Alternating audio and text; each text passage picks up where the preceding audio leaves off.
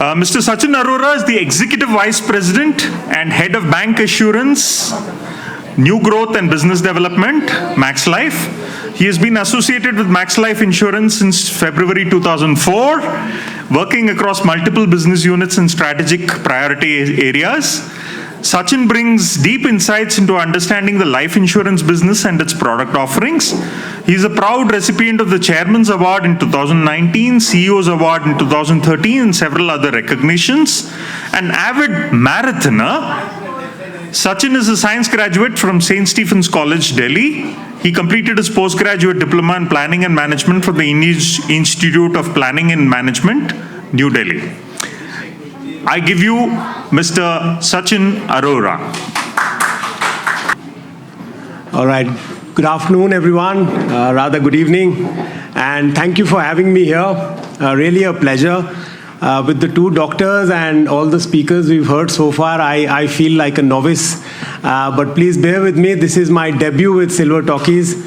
And at least one thing that I am assured of is that at least I can win the Best Debut Award. So that much I'm sure of.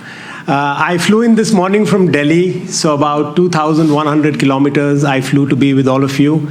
And Nidhi has given me about 20 minutes, so it's 1 minute for every 100 kilometers.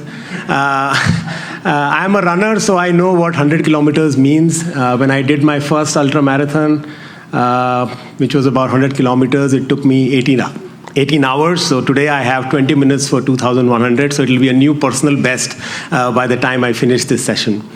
What I want to talk to you today about is retirement planning and how each one of us can really be independent and live the same life that we lived and hope to live when we were young. Retirement planning is something which does not start today.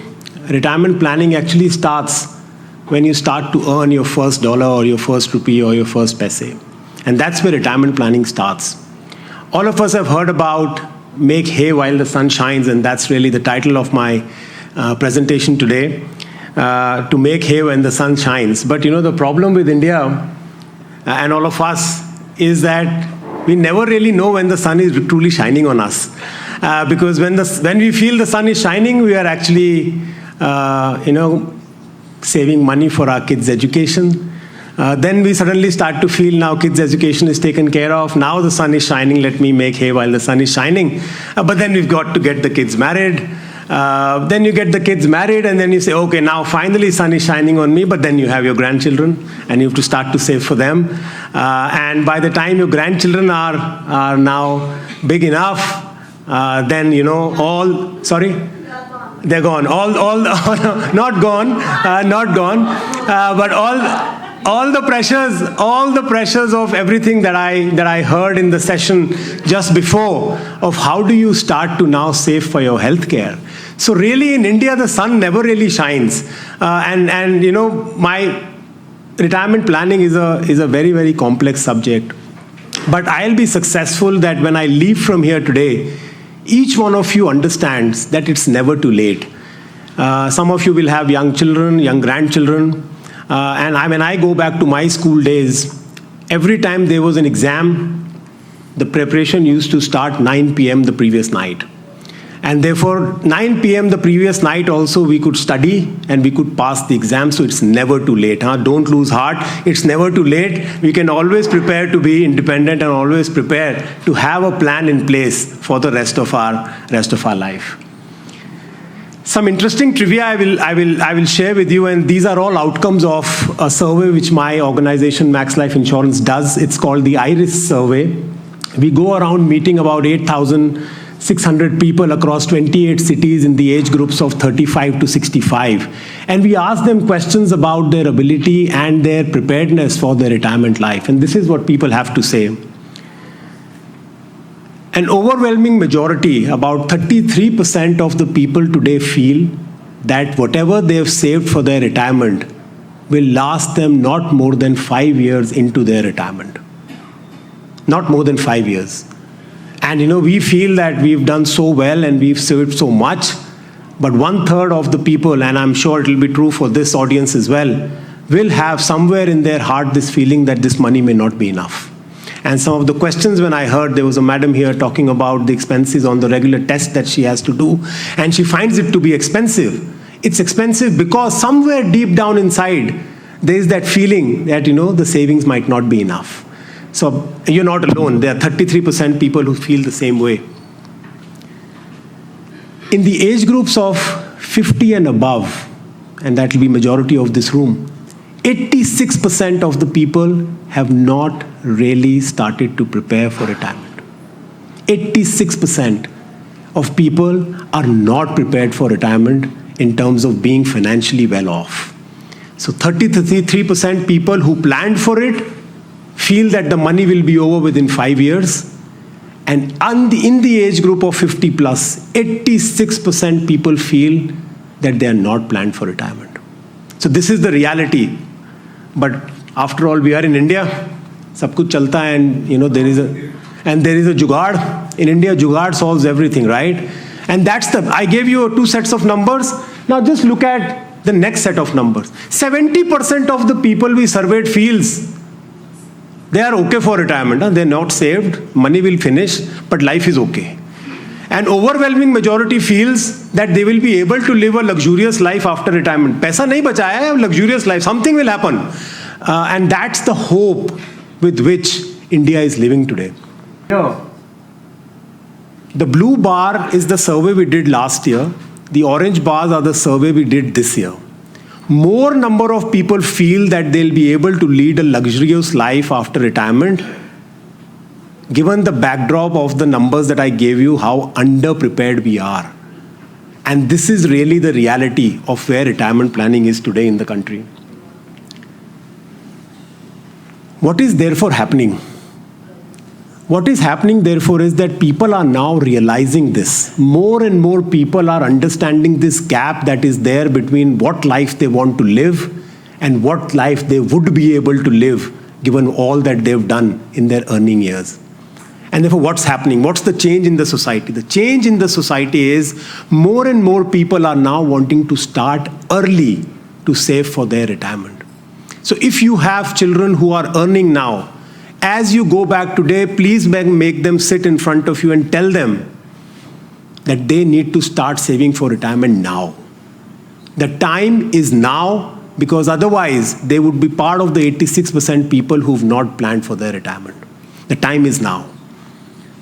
And if you look at 33% people now feel that the right age to start planning for retirement is age 35, which is maybe for an average Indian about 7 to 8 years into their working life, they should actually start to prepare for retirement.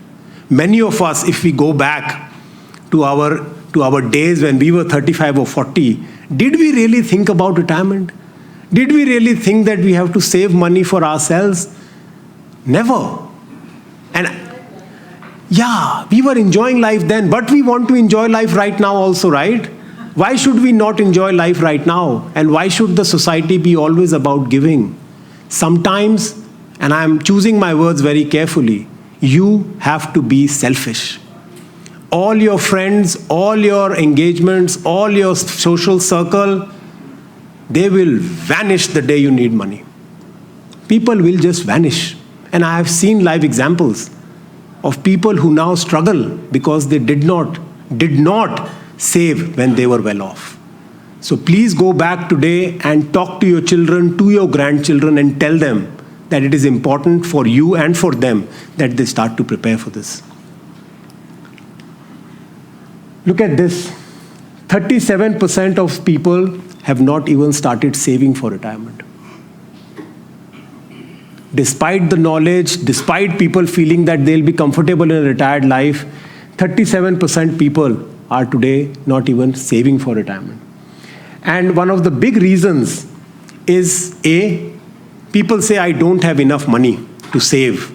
Are you don't have enough money to save, so spend less, my friend, but please save. Spend less, but please save. Everybody has enough money to save and enough money to live. If we are wanting to live a lifestyle which we want to live today and continue to live till we breathe our last, the only way for us to be prudent and to save. And the one other thing that I hear from everyone is, I don't know how to do this. This is very difficult. How do I plan for this? Who will tell me the right things? Who can I trust? Who will give me sound financial advice? Because everybody is out there to plan for their retirement, right? So they may want to take money from me and plan for their retirement. But that's not true. It's not that difficult. It's not that difficult. And I go back to the same example of when we used to prepare one night before the exam. What gave us confidence that we could study one night and pass? Because we knew that to pass, we need only 40% marks. So the goal was very clear. We knew the goal, right? That we need to cross 40. We don't need to get 80, 90, 100. We need to get 40. And if I study this much, I can get 40. This retirement planning is actually like that. You have to first decide where you want to be. You have to decide your 40. Right? For somebody, 40 may be X number. For somebody, 40 may be Y number. And you have a certain number of years when you are earning and you are, employed and you're earning. You just need to do the simple math to say, to be at my 40, how much do I need to save? It's just that simple. It's just that simple. And like everything else, God always creates help for people who want to help themselves. Even in this journey of retirement planning, there is a friend and there is an enemy. In this journey of retirement planning, there is a friend and there is an enemy. Who is the friend? The friend is power of compounding. Anybody might remember that example where, a king invited this very wise man and he said, what do you want from me? And the wise man said, bring a chessboard. I want 1 grain of rice on the first one, 2 on the second one, 4 on the third one, 8 on the next one. And the king said, yeah, of course. I mean, it's just a small thing that you're asking me. And all the grain in the world actually could not fill the 64th box. And that's the power of compounding. You start early, you start small. And the power of compounding takes care of everything else. All of you do FDs. I'm sure all of you do FDs. All of you do maybe mutual funds also. All of you do some other investments. The longer your money stays invested and works for itself, the higher are your chances of earning a better return on that money. And that's really the power of compounding. Start early, start small, but be consistent. But there is an enemy we all have to be careful about. There is an enemy which is always there to take your money away from you. And that enemy is inflation. I don't know how many of you are following the markets today. Everybody is saying inflation is rising, prices are increasing. Are you hearing that buzz? Yes. Everybody is hearing that buzz? Yes. So all the hard work that your compounding is doing, this small animal called inflation starts to come and eat that, whatever you've created. And therefore, what you have to ensure is that money which is getting invested in assets and instruments which are giving you better returns than the rate of investment. Simple. We go to buy something, there is a cost price and there is a sales price. The difference between the two is the profit that the guy makes, the shopkeeper makes.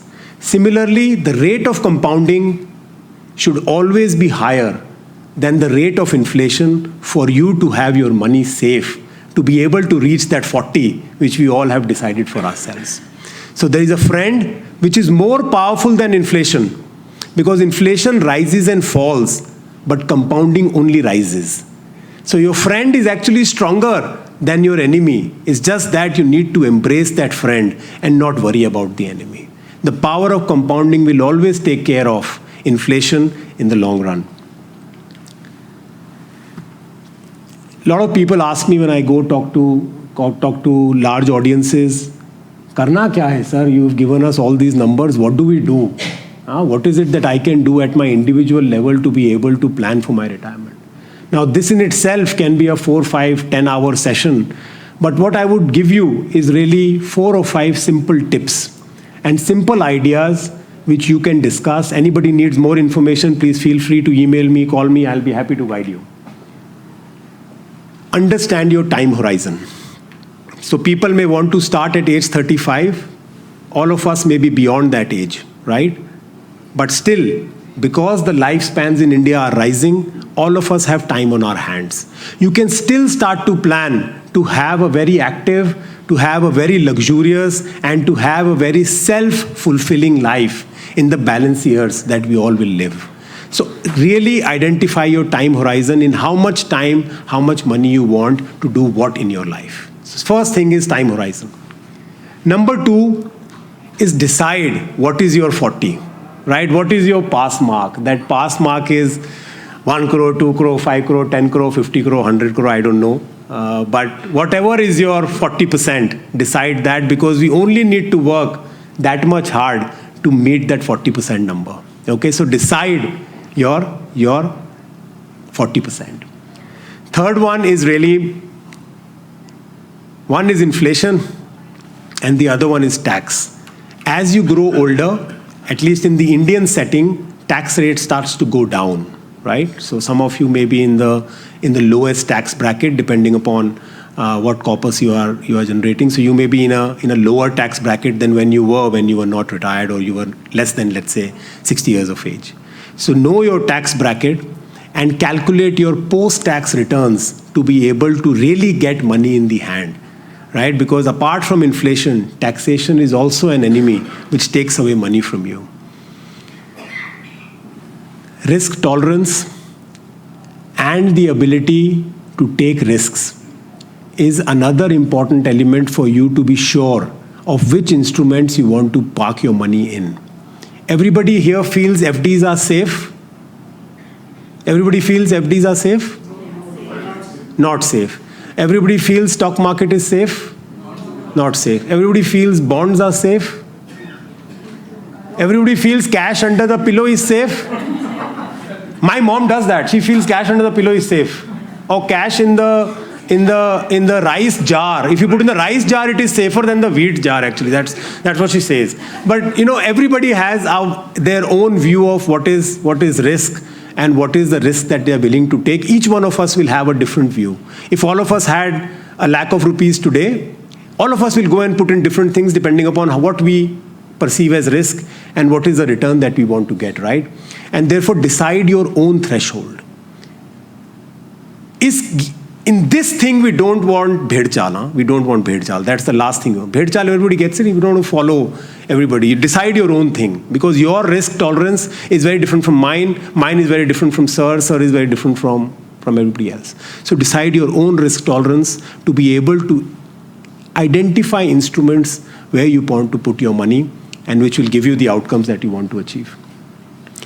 And lastly, one thing which we all forget is that as you create this corpus, one day all of us are going to go, right? One day all of us are going to go. And therefore, what happens to that corpus you have created? I know of people who've bought life insurance policies with 5, 10, 15 crore sum assureds, but nobody comes to claim that money because nobody knows that that insurance exists. Nobody knows. There is no will that we write. There is no transfer of assets that we plan. And that is another important area, because when you work hard and you create something, after we are gone, it should go to somebody else, whoever you feel. And that really is this art about estate planning. Each of these 5 items actually can take a day each. It can be a 5-day program, but I just want today each one of you to know what are the elements that you need to consider for you to have a good life going forward. Decide your 40%, decide your time horizon, decide your risk tolerance, plan for your estate, and really be positive, because never it is too late to plan for your retirement. The control is with you. You want to give it to somebody else is your call, but control is with each one of you as you plan this. I end with a